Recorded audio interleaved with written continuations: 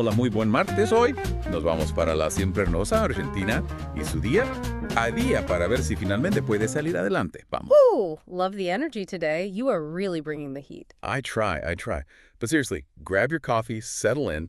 If you're joining us for the first time, let's just set the scene real quick because, time has a funny way of flying. It really does. It is February 24th, 2026.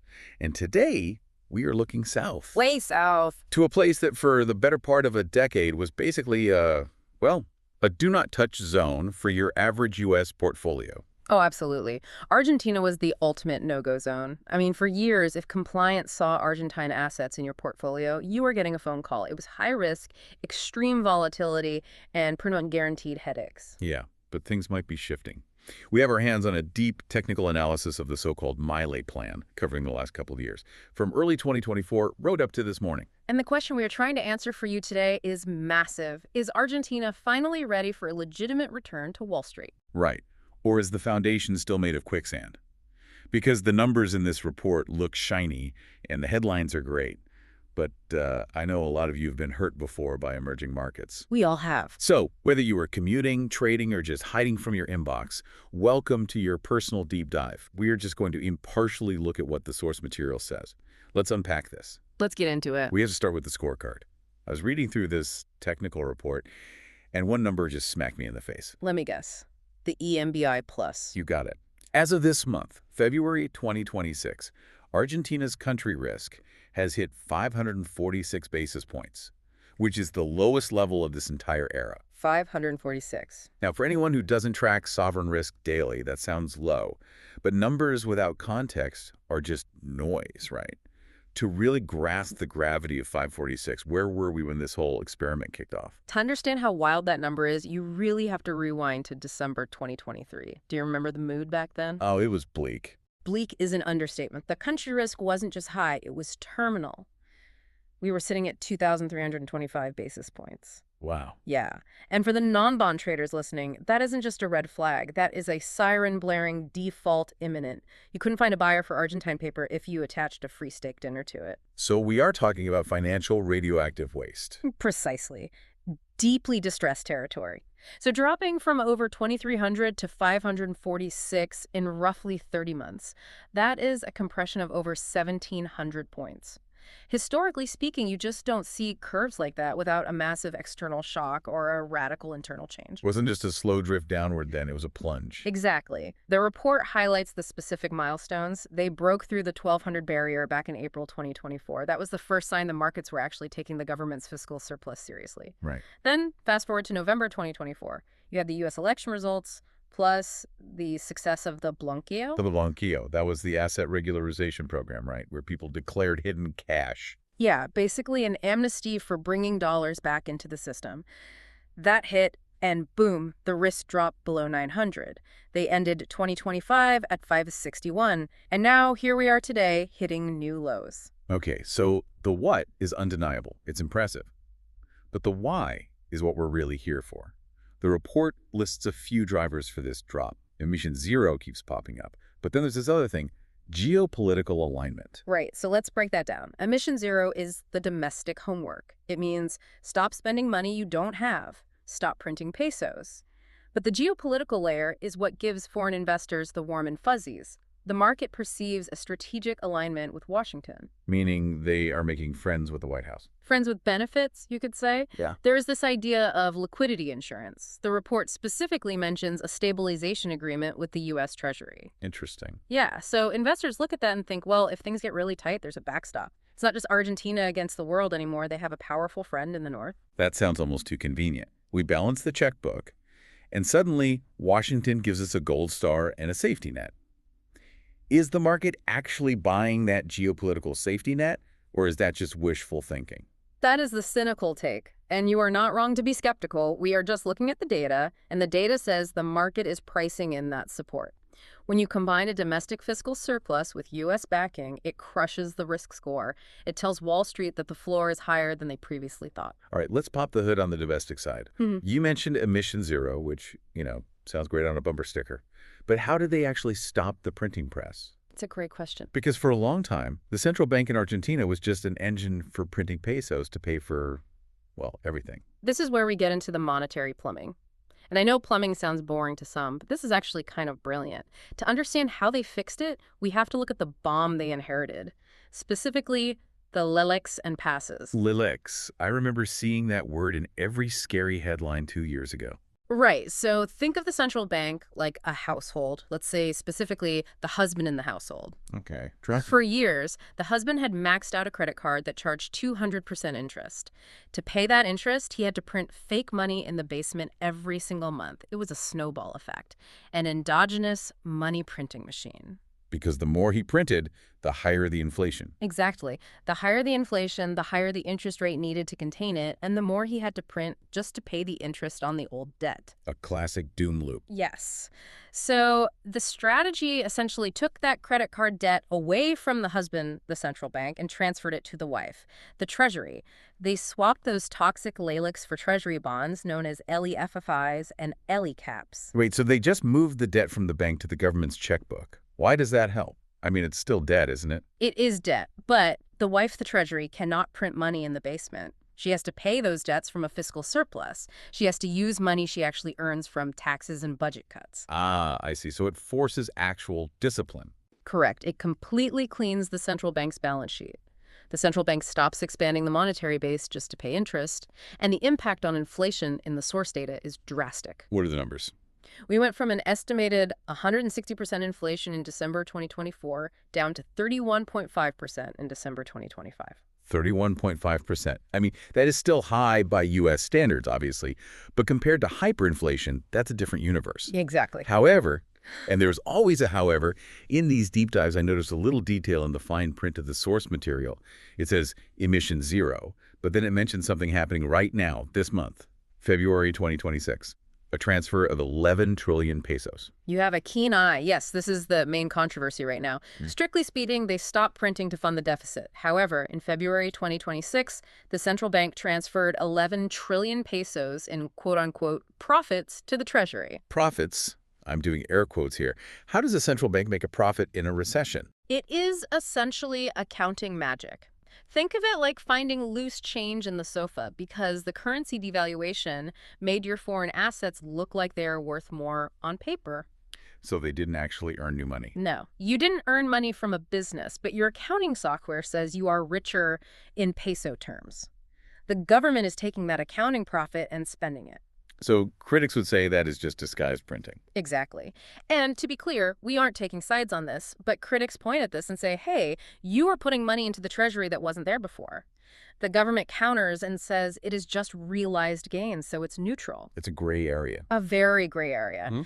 And if the market starts to believe that emission zero has loopholes, that risk number we talked about earlier could start creeping back up. Meanwhile, despite this 11 trillion, the economy on the street is actually hungry for pesos, right? Served for them.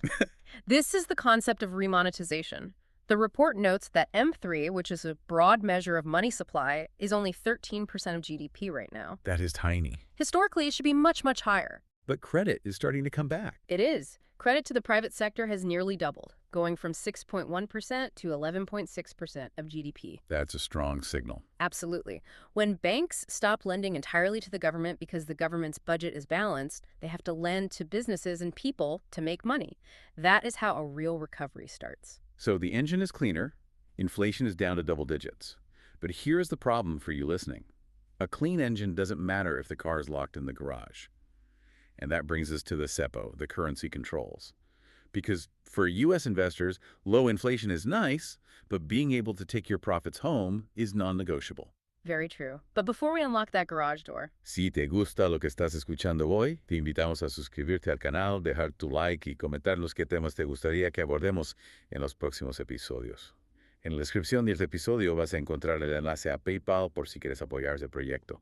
Tu aporte ayuda mucho a que sigamos haciendo contenido como este. No te pedimos más que el importe de un café. Gracias por tu apoyo.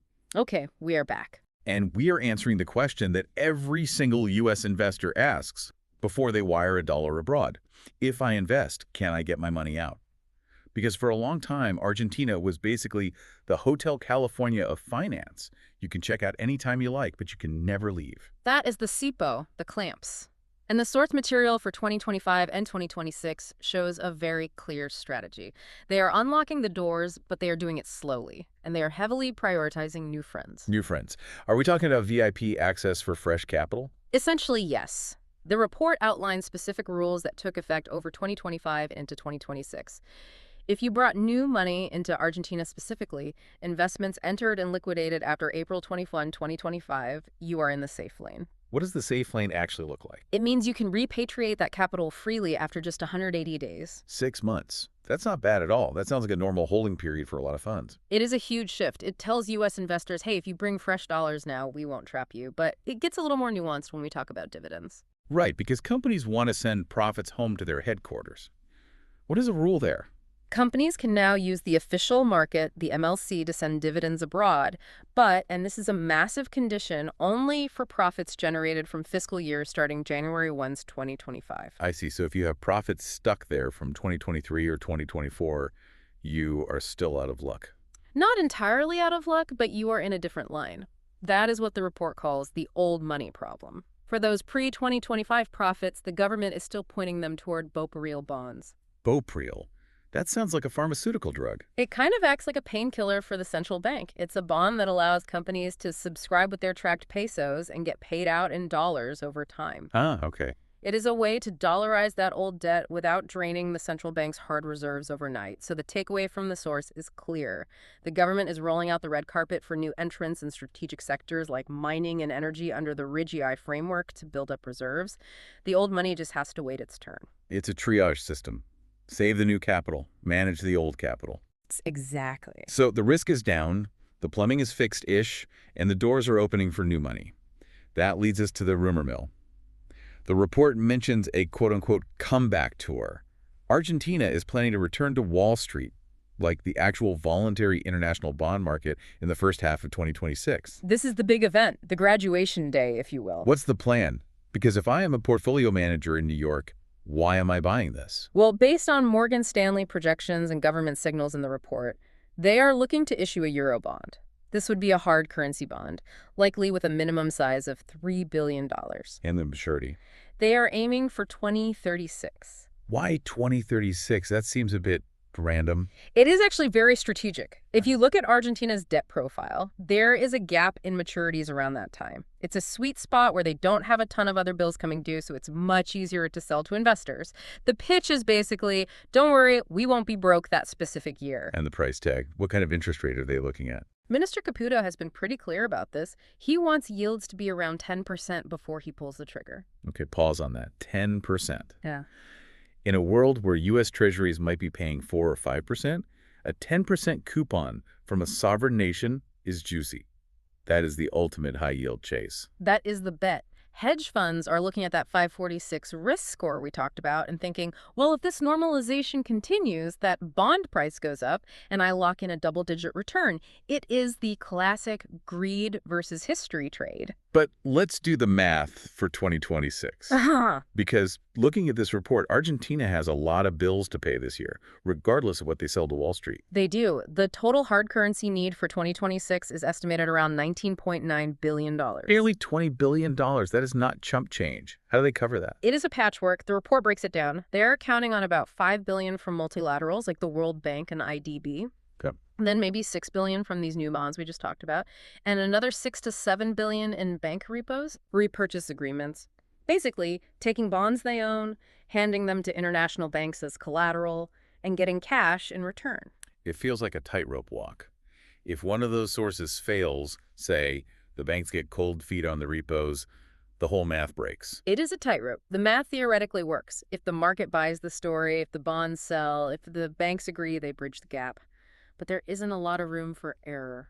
And that is the perfect segue to our final segment, the risks.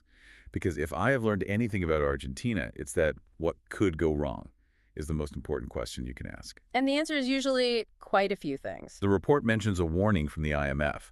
They state that risks are, quote, exceptionally high, which, coming from the IMF, is polite speak for watch out. Right. Even with all this success, the fundamentals are fragile, and the first big risk identified here is legal. We have to talk about juridical insecurity. Which are fancy words for, can the courts blow this up? Precisely. Think about how a lot of these changes happened over the last 2 years. The debt strategy, the deregulation, a huge chunk of this was done via DNU, decrees of necessity and urgency. Presidential decrees, not laws actually passed by Congress. Right, and that creates a shaky foundation. Again, we're just looking at the mechanics here, not taking a political side. But legally, if the political winds change, or if the Supreme Court decides to intervene, those decrees can be overturned with a pen stroke. It is not as permanent as a law passed by both houses. But hold on. The executive has been ruling by decree for 2 years now. The markets seem to love it. Does Wall Street actually care about juridical insecurity if the returns are there? Or is this just something lawyers worry about while traders count their money? Short-term traders might ignore it while the graph is green, but long-term corporate investors, the guys building actual factories and infrastructure, they absolutely care. And speaking of Congress, they aren't exactly rubber stamping everything, are they? No, definitely not. We have seen significant political gridlock. Congress recently rejected parts of the 2026 budget, specifically regarding university funding. And then you have the tensions with the provinces, specifically Governor Kiselyov in Buenos Aires. He's the most prominent opposition figure left standing, right? Yeah, and he is in a constant tug of war with the federal government over debt and funding. That political noise makes investors nervous. It reminds them that the consensus isn't total. Then there's the geopolitics. We mentioned the U.S. support earlier, but the report notes that comes with strings attached. It does. The U.S. support is crucial for the IMF relationship, but Washington is pressuring Argentina to unwind its swap with China. The currency swap. Right. Argentina has relied heavily on that swap with Beijing for reserves. It is basically a massive credit line in yuan. Unwinding that while trying to pay back the IMF, which, by the way, requires massive payments between 2026 and 2029, about $14.6 billion, is a crazy geopolitical balancing act. You don't want to upset your biggest lender, which is the IMF, or your biggest trade partner, which is China. Exactly. And finally, the weather. It always comes down to the weather, the crop factor. It is the eternal variable in Argentina. The best spreadsheet in the world cannot make it rain. The entire stabilization plan depends on dollars flowing into the central bank. And where do those dollars come from? Soy, corn, wheat. Right. So if global soy prices drop, or if we get a drought... Or if farmers just decide to hoard the harvest because they think the exchange rate might improve later in the year. Exactly. If any of that happens, the reserve accumulation stalls. And if reserves stall, the bond payments get harder, the country risk goes up, and the whole plan wobbles. It is amazing how a high-tech financial strategy involving Wall Street, banks, and IMF algorithms still depends on whether it rains in the pampa. It is the reality of a commodity exporting economy. You can engineer the debt, but you cannot engineer the harvest. So let's wrap this up. Looking at the sources today, we have seen a massive compression in risk, down to 546 points. The central bank has cleaned up its balance sheet, mostly by making the Treasury pay the bills. The clamps on currency are loosening for new investors, and Wall Street is theoretically opening its doors for a comeback tour in 2026. That is the scorecard. But the ice is thin. Yeah. Legal decrees, political gridlock with figures like Kiselyov, and the immense pressure of a massive harvest needed to pay the bills. It is a classic high-risk, high-reward scenario. The financial turnaround is undeniable. I mean, the numbers don't lie. The crash from 2,300 to 500 is very real, but the structural permanence, that is the big question mark. And that leads me to my final thought for you listening. The financial engineering here is impressive, maybe even brilliant. But with the Supreme Court and Congress pushing back, and the reliance on decrees, you have to ask yourself, is this plan a permanent structural change for Argentina? Or is it just very successful but temporary financial trade held together by the will of one administration? That is the question that will determine if those 2036 bonds are a retirement maker or a trap. Something for you to chew on. Definitely. Y con esto llegamos al final de este episodio de hoy. Esperamos que te haya gustado, que hayas aprendido algo nuevo y que nos acompañes en el próximo. Muchas gracias y nos reencontramos muy pronto. Recuerda que en la descripción de este video se encuentra en PayPal por si nos quieres ayudar. Gracias una vez más.